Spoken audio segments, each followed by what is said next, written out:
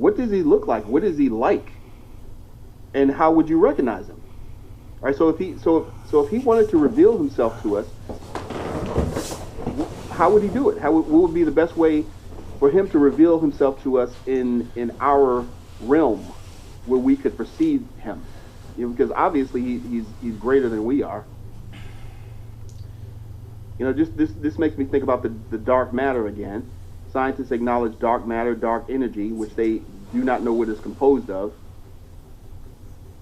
They can't see it. It's invisible to them. So they believe it's there, but they can't detect it with their instruments. So how could it? I don't know. How is it going to manifest to them where they can actually one day say, "Oh yes, we're right. It's there." All right. So God, who is invisible, greater than us, beyond our nature, how could He reveal Himself to us?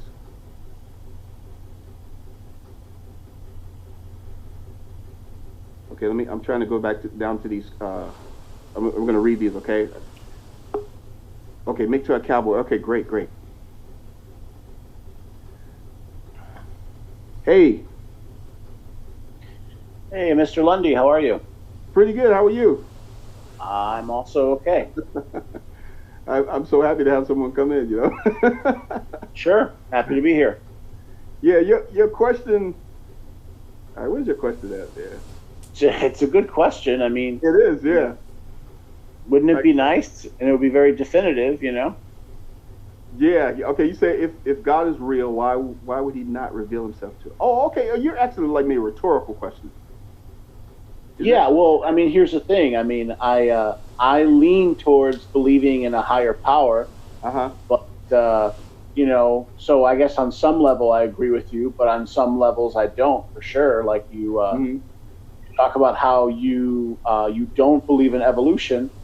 I think that it's possible to reconcile evolution with the idea of the existence of a higher power. Okay. So I mean, I made a video about this. I can't remember if I told you. Okay. Sometimes I think that maybe God could be an artificial intelligence, essentially like a computer, and it came here from far out, from the cosmos or something, and it came here, and then it made us, and then but at the same time we do change with maybe evolution and so on and so forth. Okay. All right. Now I've heard. Now there are some Christians who I've heard believe that God could have used evolution to make us. Right. Sure. The thing. Okay. Now evolution. Okay. Now when you say evolution, are you defining it as what do you hear? This little soup where from the simplest particles or whatever. Explain it to me real quick, okay? What you believe? My understanding of evolution. Yeah. Okay. Rather than adaptation, I'm not talking about that because I agree that we can adapt to our environment as far as certain things, but we'll still remain what we are. Okay. So I'm talking about what is it? Macroevolution. I mean, that's the thing. We could be splitting hairs, but when you split enough hairs, you go from one side of the scalp to another. Yeah, no, okay, so, I'm not talking about the spark of life. I haven't thought about that enough. I don't know where the spark of life comes from. You were talking about that earlier. So you use the term adaptation. I kind of see that's the same thing. That's what evolution is. Evolution is the process of nature selecting the best traits for whatever, any given ecosystem or altitude. Yeah, and that's what adaptation is, right? Like, turtles or tortoises on the Galapagos Islands are really, really big. They're really, really slow, and they adapt to be that way because, the leading theory is that there's no natural predators there. In fact, to this day, you can walk up to a turtle and head it, and Mm-hmm. it won't run away, it won't try to bite you because but all the other turtles or tortoises or whatever around the Mm-hmm. world, they will. They're because they've adapted to be afraid of humans. Okay. Right. So I don't know if that answers your question, but basically, yeah. I mean, evolution. What is evolution? Evolution is adaptation. It's natural selection through through evolutionary pressures. Okay. All right. Now this is okay. This is the problem I have. Well, with that is, or the question I'll ask: when nature selects, okay, it's like it does this. What is the mechanism that causes it to select? Okay, is this like a conscious thing? All right, like let's say when I walk outside, I decide to put on a coat because it's cold outside, so I'm going to adapt to my environment. I'm making a conscious decision to adapt to my environment. So Right. Okay. what caused that in the genome? What put someone downloaded that information in order to make something select? I mean, that's my opinion. Uh, yeah. So I mean, that's a good question. I'd say something like, what makes you. So your question is what made you put on a coat or a jacket, because it's cold. Well, it's like, your whole body in a way. You can see it as like an amalgamation of all these different cells coming together. And even though they're all individuated cells, they all come together to form like a larger organism, right? And that is you. And then somehow, some way, the cells have also managed to spark what we would call a mind or consciousness.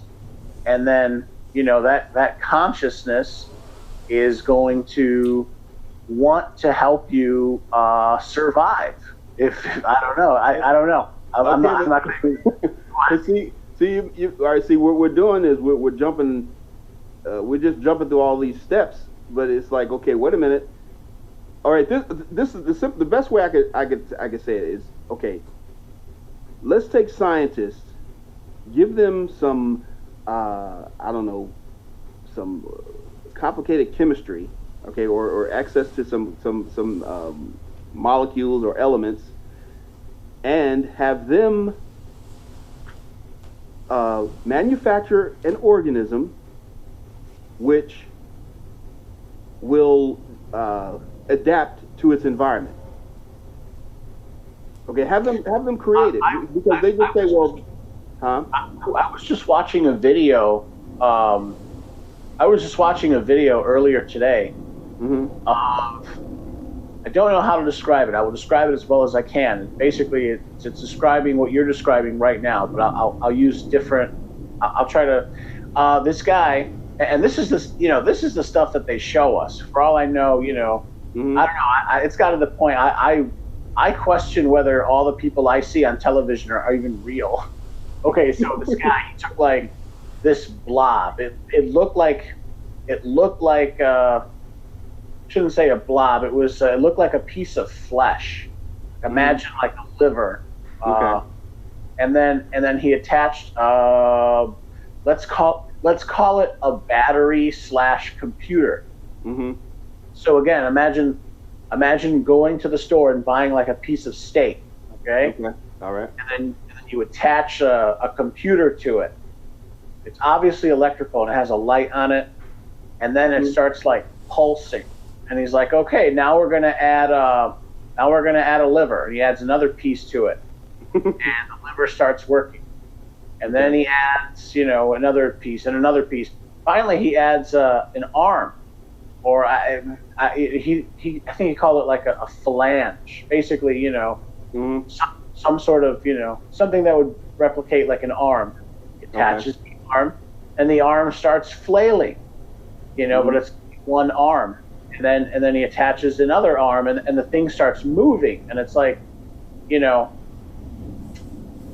way that's like creating life, because he has these pieces of flesh from animals, and he connects these pieces of flesh from animals to a robot, or I don't know, I don't even know what you'd call it, an artificial mind, you know. Okay. So it's like you take something that's alive, like or maybe something that used to be alive. Let's say like a chicken that's freshly killed, and then you attach your own own computer brain to it, and then it'll start acting like a chicken again. I just saw it, like it was when I was on BitChute. Max Iget, Battery low. No, I mean, it's getting crazy. I mean, there are monkey. You can buy in South Korea. You can buy a monkey that glows in the dark. I'm serious, because they splice some of its genetics with like a jellyfish. Okay. And it's like, whoa. Okay, I hear you. All right, see, this is the thing. All right, that all those things that they did is like not even fascinating to me, because it's like you're still using what did you start with, though? It's like you're starting with the building blocks and everything. You're not starting from the beginning. It's like, okay, if you attempt to explain how all these things came about from the very elementary particles, and say, okay, what would impress me is if they start with the elementary particles, or even make the elementary particles themselves, and then build an atom, build a molecule, and then build that into a creature, and then give it life. No, they can't do that. They right. So from what I've seen, what they can do is they can take like and they literally use like a spark of electricity. They'll have like an enclosed, airtight capsule, okay. And they'll have I can't remember what ingredients they have, but it and then they essentially run electricity through it, and it very much mimics like a spark of lightning, and these simple elements will rearrange into more complex elements, and I think they've gotten it to the point where they can have them arrange into amino acids, and amino acids are like the building blocks of life. That's what proteins are, for example. Like, your body is full of proteins, full of muscle. Right. That's what your muscles are. They're made up of amino acid building blocks. Right. So, but no, now it would be amazing, if they could do that and like throw like electricity through it, and then they could actually create like a living cell, right? That would be the spark of life. I don't know if you've heard, we have scientific proof now that when a man and a woman mate, when a man and a woman engage in lovemaking, at the moment that the spermatozoa enters the egg, there is a flash of light that they have now recorded using, look it up, using electron microscopes. Wow, I will look at that. That's interesting. Yeah. Wow. And of course, I'm Mgtow, and I always, or I should say, I never forget to mention this to people. The female egg is not alive. It is inert. Okay. But the male sperm is in fact alive. Right. It is in fact alive. We know that, right? It's moving around. It's obviously it has local. It's the one that's fertilizing or giving life to the I know that the life is coming from the man. Yeah. I mean, I'm sorry to put it that way, but I'm Mgtow. I'm Mgtow. So I just get that I'm filled with passion when almost like a righteous indignation when people say like, oh, women create life. No, they don't. It's the man that creates life. And now we have proof of that. There is actually, it releases like a photon of light. There is a flash of light when look it up. When the spermatozoa enters the egg, it illuminates a photon of light, and we can now measure it. Wow. And that's what I'm going to look that up. spark of life. You know too. See, the Bible agrees with all of that. I mean, I don't know, about the light. It doesn't, say that, but I'm saying it always credits the man for the offspring. In this society, you have it where it's like this. There's a woman's children. It's like, no, it's the man's children. He is the progenitor. That's the way that the Bible looks at it, and it's proper physically too, just like you're explaining here. It's actually, the life is actually coming from the man. It's his progeny, but it's through the woman. Now, of course, they're one as one, but he's the head and that the source of that life, So that's a good point. I got to look that up. That's really interesting. Thanks for look that up and get back to me whenever you get a chance. I've also heard now that so apparently you don't even need a woman now. You can use two sperm. You can take the genetics out from two sperm and mix them together, and you can make children from that. Wow. Yes. In the future, we won't even need women to have children. Hey, have you made a video on that? No, not yet. But I probably will. Now women, I think, if I remember correctly, they can also do this. However, they can only create girls. Okay. Because that's all they have to give are X chromosomes. But men can give, both X and Y, so they can create boys and girls and blah blah blah. But we still have yet to figure out the what's that called, the artificial womb, So, but there's also science on that. Like, what was it? I think it was a Japanese team. They were able to make. We essentially have created the artificial womb. I think it was a Japanese team. They were able to create I think they called it a bio bag, and it's like a small chamber, liqueous chamber or something like that, and they were able to extract fertilized eggs, fertilized eggs from the what's it called, the ovum? I can't remember. Ovum. From the female mouse, and put it in this solution, and the mice grew. Okay. So